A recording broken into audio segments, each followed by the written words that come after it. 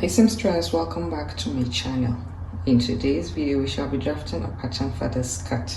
Frankly, I don't know if this is a vintage skirt, but I saw it, I love it, and we're going to draft a pattern for it. I so much believe I am not alone on this.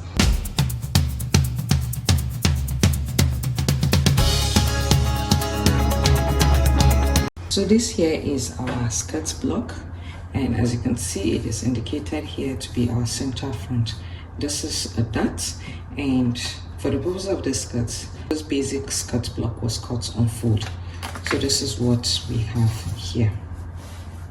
Unfortunately, the ink of my marker spilled, so it affected this dot, but I believe you can see it and you understand what I'm doing. So what we're going to do now is to go ahead and rotate our dot, make this block an A-line skirt.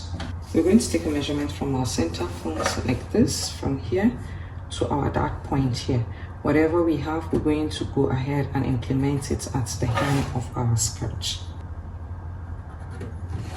Go ahead and do the same thing to this other dot.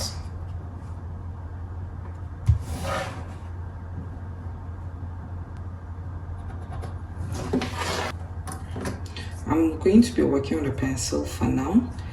I'll try my best to make sure that it's visible to you. This is because it's temporary. So I believe what I just did now is visible to you. Next thing I'm going to do is just to go ahead and slash this line to the end. Do the same thing to this side. This center front here is not going to be moved. However, these pieces will be the ones that would move, and in order to be able to close the dots. So to close the dot, I'm just going to move this piece directly under this other piece here. While I'm doing that, I'm going to ensure that there's no space here. This dot overlaps this completely.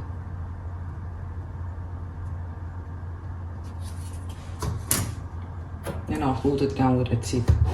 I'm going to do the same thing to this side. What I'm actually doing is ensuring that this dot leg here stops us exactly underneath this dot leg. In one place, I'm going to bring this one under like this.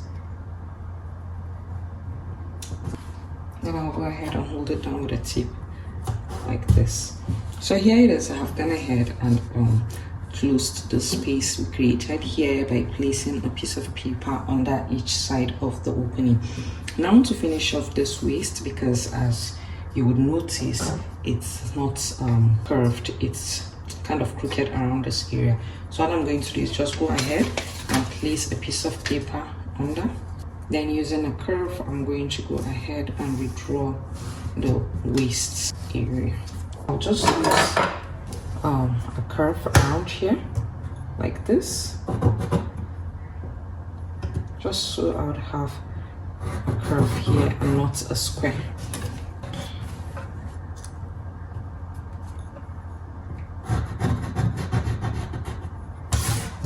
So I'll hold it down with a tip.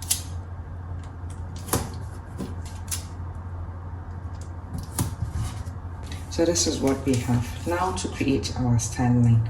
Assuming the skirt length here is to my calf, or let's say slightly below my knee, I'm just going to go ahead and take a measurement of my desired length, like this.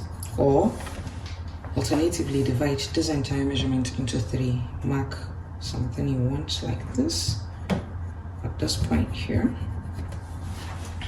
Then you divide by 2.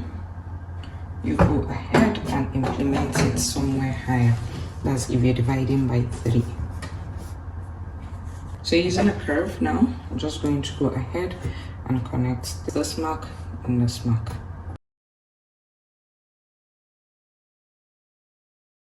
This is an upper part, this is a lower part. So we're going to call this A, and then this B. Now separate A from B.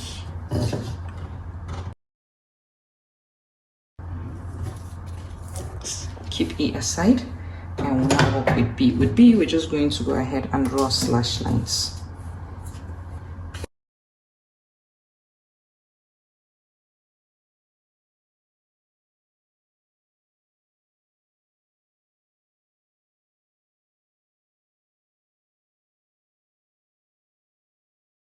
We'll then go ahead and label them 1, 2, 12, 13. Next thing I'll do is to go ahead and slash all these lines.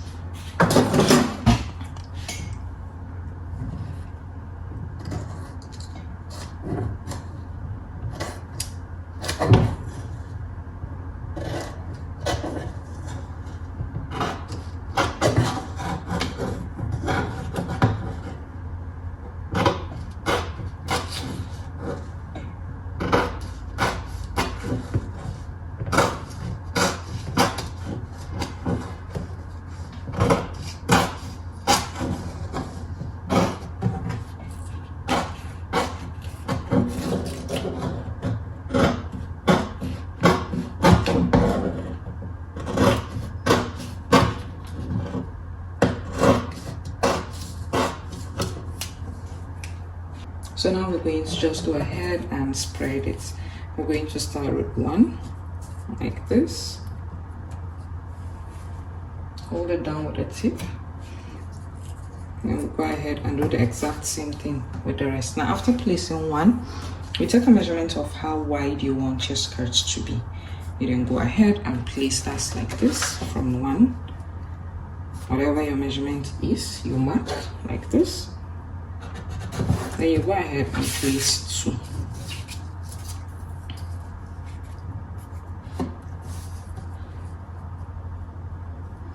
Like this.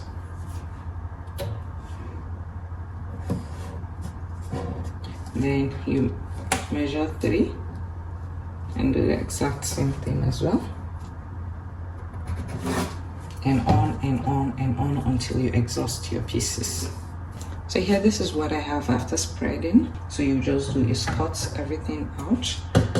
Ordinarily I should have folded it, but you do that to your pattern. And this here we're done with the B part of our pattern. What we're going to do is just to go ahead and create 1 or 2 slash lines. No hard and fast rule as to how to go about it.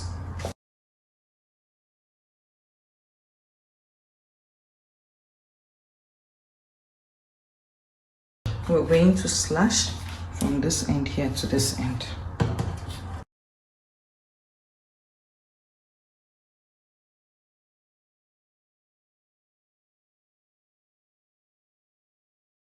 So here it is. I've gone ahead and created my slash lines and I have slashed them, as you can see, not completely off. I left a few meters. So next thing I'm going to do is to spread this piece. So here it is. I have placed my pattern piece on piece of paper, and now I'm going to spread. So I've gone ahead and created a guideline. I'm just going to place this like this. Remember, it's A shape, so I'll just place it like this with this tip here touching the line, then hold it with a tip.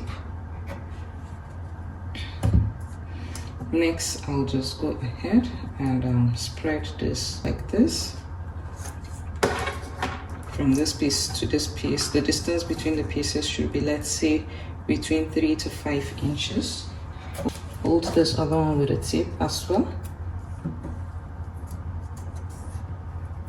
Go ahead and lift this up. Same, between 3 to 5 inches. You spread it, and then you go ahead and hold it with a tip as well. So to go ahead and fold this, I'm just going to go on and do something like this. Bring it up like this. Then go ahead and bring up this piece.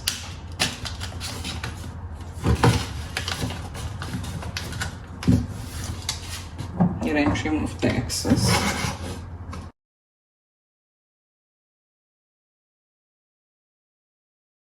Before you trim off this, you would notice that the A shape is no longer like straight.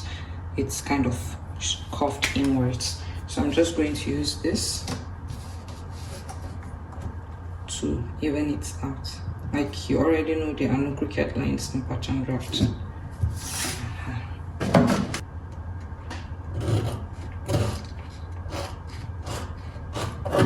So this is what our final pattern A looks like.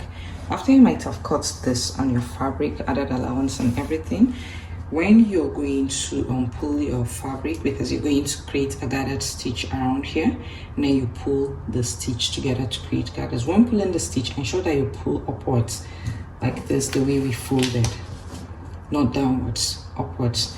After you would have done that, we then go ahead and do the same thing to this one. Create gathered stitch as well on it, and then you pull it. After pulling it, you pull it sideways, left, right, and then you align it and make sure it fits this measurement. You do the same thing for your back piece, and then you join them by the sides. And this brings us to the end of this tutorial. I hope you find it helpful. See you in the next class. Bye.